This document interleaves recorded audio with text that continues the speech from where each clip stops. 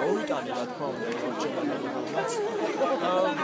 ყველაზე ცუდი მომენტი ის არის, რომ ყველაზე გვარს არიან გადასული სახში გივარდებიან, რომლის იურიდიული უფლებაც არ აქვს და შესაბამისად ეს ეხება ყველა ადამიანს და არ აქვს მნიშვნელობა ვინ ეწევა, ვინ არ ეწევა, თვითონ ფაქტია.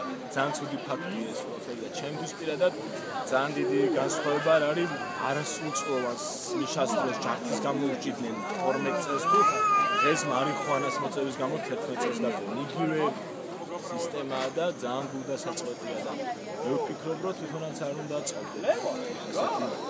მეგობრები და იმედი მაქვს, რომ რაღაცას ცოტა გაანძრევენ თავს. აი თქვენ მოისმინეთ ალბათ ხო ხელისუფლების არგუმენტები, მაგრამ მათ შორის ბატონი ვოლსკის, რომელმაც თქვა, რომ ეს ადამიანები შესაძლოა არიან რაღაც კულტურასთან უფრო ახლო, რაღაც ლიბერალურ ღირებულებასთან და ისინი არ იცნობენ ქუჩას.